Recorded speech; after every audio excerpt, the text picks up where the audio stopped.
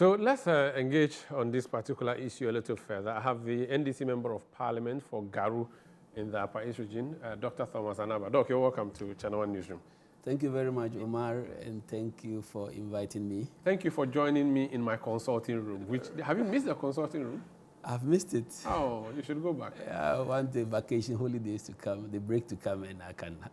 So while you're in Parliament, you can actually consult? Yes, you can consult. If you ask for permission, Office of Profit, ask for permission, and they know that it is not conflicting with your duties in Parliament. What if you say you want to go and be in the Boku District Hospital for free? Would they allow you? Oh, no, yes. If there's no conflict in what you are going to do with your work in Parliament, I don't think they have a problem. Interesting. Let's talk about what's happening with the Chief Justice suspended now. Do you not think that how your party has handled, no, not your party, but how the issue has been handled, the party being accused, the issue has become political? I see a lot of NPP people say on social media that the future is pregnant. They have learned and they'll repeat this in the future. Don't you think you're opening the path for chaos in the future? No, the removal of the Chief Justice or the process trying to probe and to see whether they should remove her or not.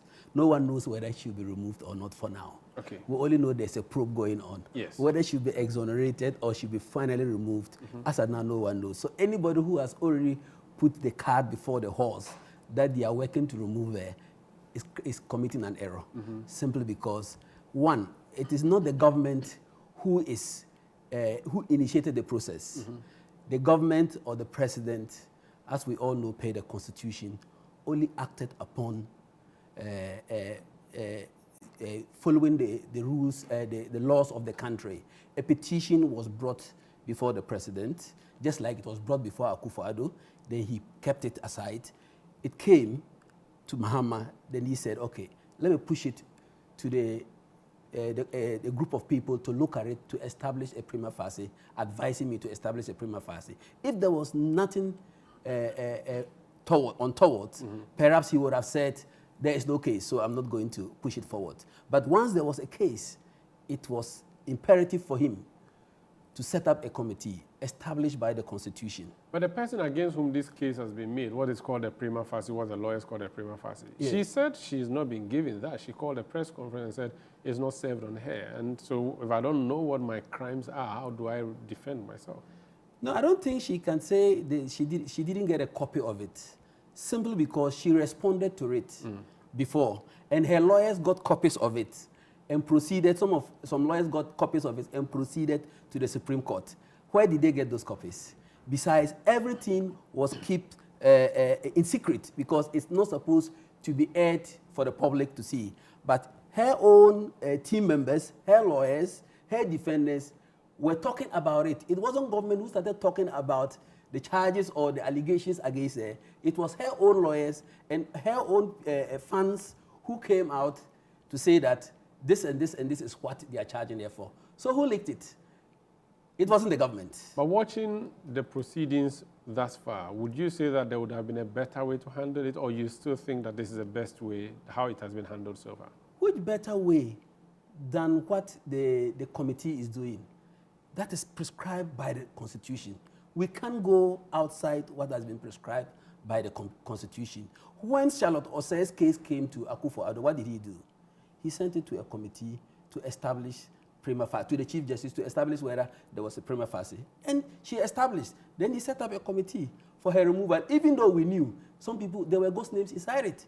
He still went ahead and gave it to a committee.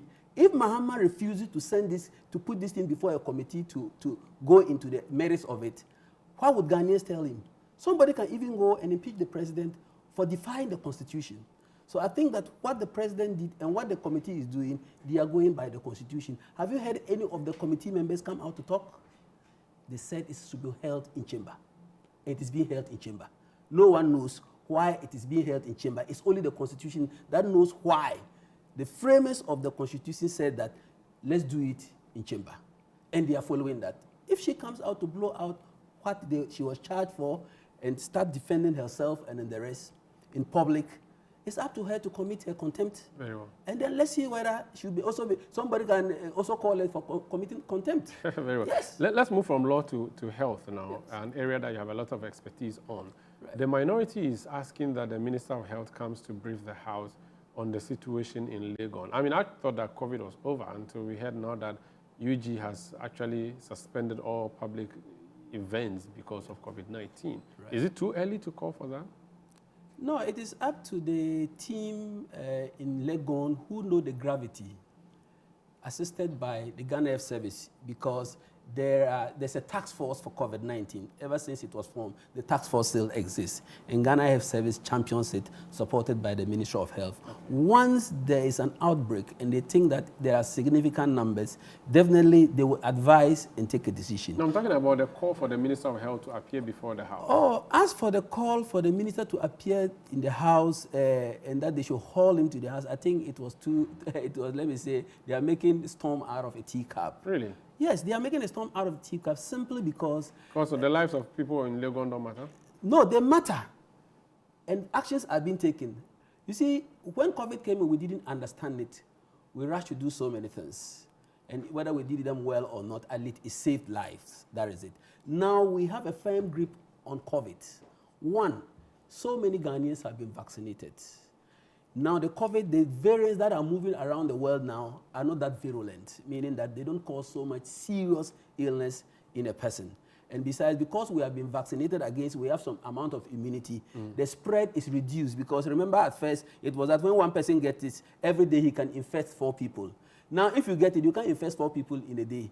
You will suffer to even get 1 or 2 people, simply because a lot of people have been vaccinated. But that vaccination was not just for like a year or something? Or is it for permanently in my body? They are still studying it. Remember, the vaccines was not studied for its 4th phase. They studied it up to the 3rd phase. The 4th phase study is the post-marketing surveillance that they need to do. Now they are doing it and they are seeing that it still have some efficacy. They were thinking that after a year or so, it will wear off. But people still have some immunity on them against it. And besides that, the virus itself also helps you to develop the immunity yourself. So we definitely have a chunk of people in Ghana who are very difficult for you to infest. And once they are difficult for you to infest, it is difficult for you to spread it very fast. Okay. And once the spread is not fast, and the variant that we have in the world now are not that very dangerous. They give you some cold, some weakness, some catarrh, and flu-like symptoms. Then should Legon not have gone ahead with what it did? Is it too early for them to have done what they did? Really, if they did it, perhaps it's out of the fear or out of precautions that they did it, so that it would draw people's attention that COVID still exists in Ghana to me. Because the whole world, we didn't fight to eliminate COVID completely. We only fought to reduce its spread and also ensure that we get treatment protocols for it anytime somebody gets it. But we can never eradicate it completely. Should other places start taking cue and stopping public events? Public gatherings? Should other universities, maybe Parliament, for instance? No, I wouldn't say that. One thing I observed in their report or the press release they made, they only said that few people have contracted, some are suspect.